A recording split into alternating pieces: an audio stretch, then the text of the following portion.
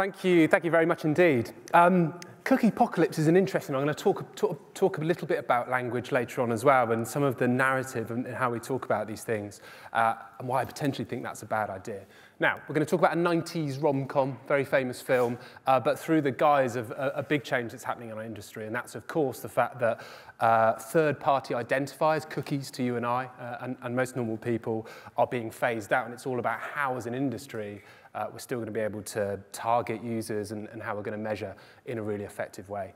I really want to do three things. One is a very, very high level, very intentionally not going into the weeds of an explainer to exactly what's happening. I want to talk about why this change feels incredibly overwhelming, almost crippling in a sense, particularly for advertisers, and some insight that we have there. And then I want to offer up, after all of that stuff, some reassurance that actually if you haven't got all the answers and you haven't got everything worked out yet, it's not a problem because help is at hand and there's some reassurance there for you as well. Two things that I'm not going to do. I'm not going to get into acronyms. I'm not going to talk endlessly about sandboxes and APIs. You'll be delighted to hear. There are lots of amazing, not only people at the IAB, but people in the industry who are thinking and have thought about that stuff that I will signpost afterwards. But this is intentionally very, very light. And I'm not going to talk so much about cookie-pocalypse. I'm not going to talk about cliff edge. I'm not going to talk about, well, there's no pictures of cookies crumbling and that kind of thing you'll be pleased to hear. My hope is that you leave Lead just feeling a bit more reassured, a bit more empowered, that you are actually in control of this thing that's happening and it's not something that's happening to you, and the steps, you'll be pleased to hear, are pretty straightforward. We've heard lots today about 2024, and if you want the gospel on what 2024 is going to be like, this publication is incredible. It's The World Ahead from The Economist, and it's the best wrap-up of everything that's going to happen this year. In there, of course, it talks about all sorts of things. It's Votorama this year, 70 elections that are going to involve more than half the population, which is kind of great on one level, but it doesn't exactly mean that democracy is absolutely thriving at its best. Who knows if Vladimir Putin will take another historic term, kind of remains to be seen. Sport, huge year for sport. We've got the Paris Olympics and Paralympics. Breakdancing for the first time is going to be seen at the Olympics. The men's football Euros Championship is in Germany. The 2020 Cricket World Cup is being hosted in part by the West Indies and, wait for it, the USA, which is kind of a bit weird, cricket going to the States, which is going to be very interesting indeed. And it might actually be the first time that we see the enhanced games. The enhanced games, a bit like the Olympics, but you're encouraged to take performance-enhancing drugs to try and break some records. So that's going to be very, very interesting indeed. We've just heard about AI. The massive effect and wrangling we're going to have to do around regulatory issues, the effect that it's going to have on Hollywood, the effect that it's going to have potentially on our jobs. For the first time, sustainable energy is going to actually overtake coal in terms of the #1 source of electricity in the world. Coffee consumption is outstripping production for the first time, so your oat flat white is going to get a bit more expensive this year. It's a bumper year for weight loss drugs. Broadway and West End musicals are back because everyone's back in theatres now, and for the first time in over half a century, we're going to put some astronauts back on the moon. But slightly closer to home, of course, we're waving goodbye to our friend in digital advertising, something that's been with us right from the very start, and that's third-party cookies. And it's not a surprising goodbye. It's not a sudden one. It's been 4 years in the making. It's been the longest leaving do possibly on record. But we have to say goodbye at some time. And why is all this happening, I guess? If you go back to 2017, Apple were the first to make a move and start to put things in place which stop the tracking of cookies. Mozilla, whose browser, Firefox, followed suit very quickly after. And in early 2020, Google announced the same, that they would start phasing out third-party cookies. And why is the Google announcement so significant? Globally, if you look at the Chrome browser, it represents about 65% market share. When you look at the UK, it's about half. So it's a big deal. And today, cookies have been phased out for 1% of Chrome users at the moment. And why is all that happening? There's been much more scrutiny on privacy, particularly how user data is used and how it's stored. And of course, the spotlight is shining on third-party cookies, predominantly used by advertisers to do all of those things from looking for audience to measurement to creative retargeting to frequency capping, all those sorts of things. So now is time when we need to find a slightly different solution. Sliding doors, almost forgotten about that. The quick 101 on sliding doors, if you've not seen it, Gwyneth Paltrow plays Helen, the main character. She loses her job, she runs down to the underground. She goes to get a train, and the story kind of splits in two. In one version of the story, she gets the train, she goes on to meet James here, she gets a new haircut, she goes home to find her shit of a boyfriend, Jerry, cheating on her, has a kind of wonderful life. In the other one where she misses the train, she's delayed on the platform, she actually gets mugged. She's completely oblivious of what Jerry's up to because she doesn't go home that day, ends up getting 2 jobs, generally doesn't like her life. There's some pregnancy and some tragedy thrown in at the end as well, so if you've not seen it, I've not ruined it for you. But the big point here is that very small actions can have big consequences. You get on the train or you don't get on the train, and those two things, those two paths kind of split off and split away.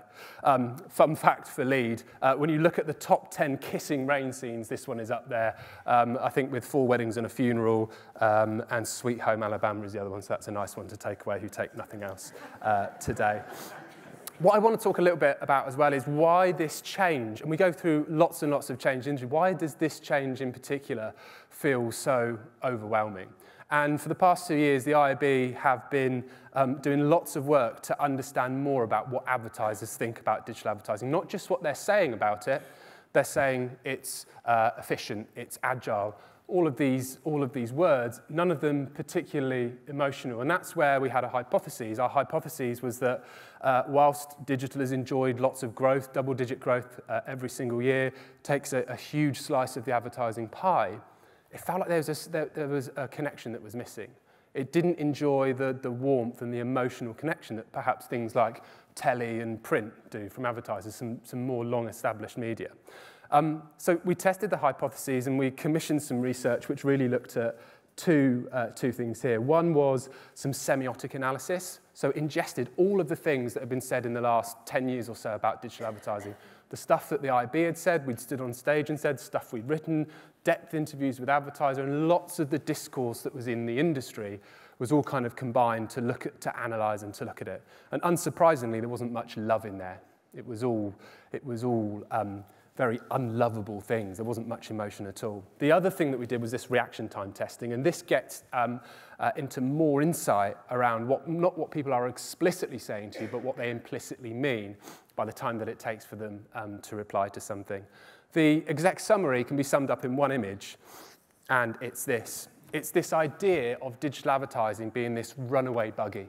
And advertisers are sprinting after it, trying to get their hand on it, but every time they get closer, it gets further and further away. A slightly better articulation boils down to these two things, this feeling of unease, this perception advertisers have that big tech have all the power, and they're making all the calls, and they're not in control of that, and this idea of constant change, all of the time, rapid change and this uncertainty. I've probably spent most of my career stood on platforms like this, bulldozing people with my positivity about change and how brilliant and how fast it is. The whole time thinking I'm bringing people with me and isn't it wonderful, and the whole time having quite a different impact, particularly on advertisers. The other side is around futility. This is really around the complexity, the sophistication of digital advertising. There's loads to get your head around. Even on this one topic today, you could really go down the rabbit hole. And this idea that human skill is kind of undervalued. Maybe it's the algorithms doing everything and we really can't have any input. And perhaps those kinds of things are exacerbated with the conversation that we've just heard about AI. If you put that to one side and you add into the recipe some of the narrative we use to talk about this new future, you get into things like purge, cookie-pocalypse, crumble, slow death.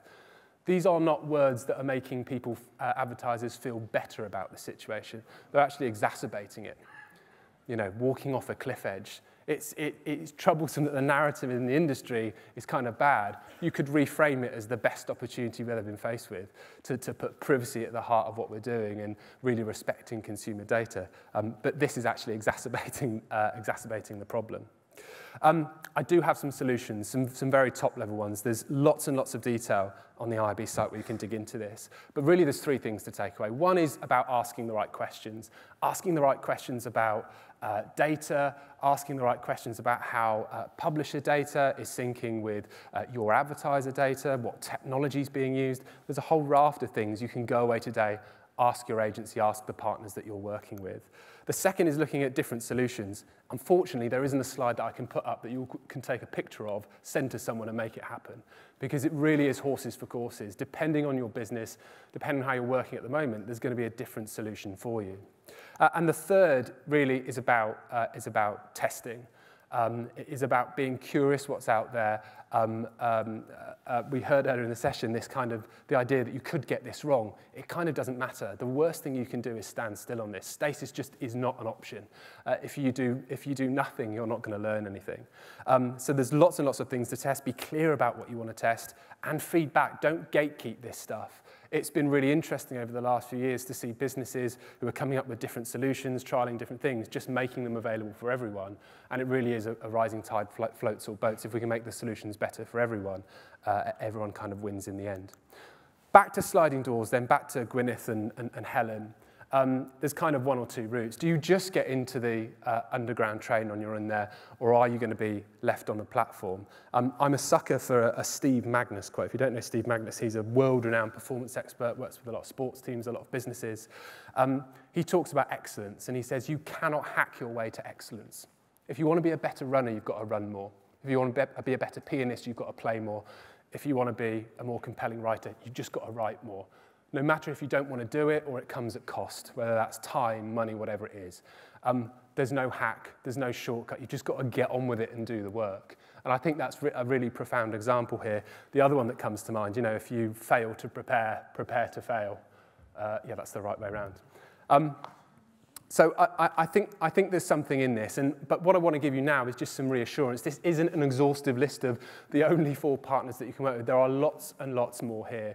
These are simply 4 examples. On the world-famous IAB UK podcast episode this week, I'm talking to Jamie from Teeds.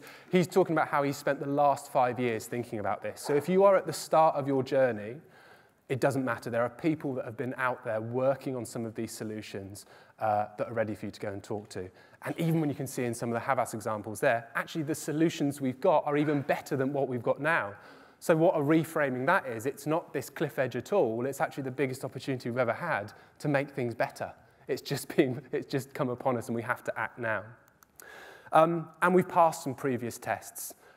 We talked about brand safety earlier on, and you heard about some of the numbers that Google just went out and hired. But as an industry, we reacted to that and we raised the bar on brand safety and suitability. Ad blocking at its peak in 2018 forced publishers to get people that were using ad blockers to completely reappraise what they're doing. Do you not understand that the advertising funds the brilliant journalists that we can put all over the world to give you the content that you want to see, that you're saying you want to put an ad blocker in front of? Well, if you want to see the content, you need to take the ad blocker down. And more recently on HFSS, the mood music at the start was very strange indeed. The idea that anything that was deemed high-fat, salt and sugar couldn't be online, which would include hummus. It would include the local pizza guy down the road, could even put a recipe, his menu online.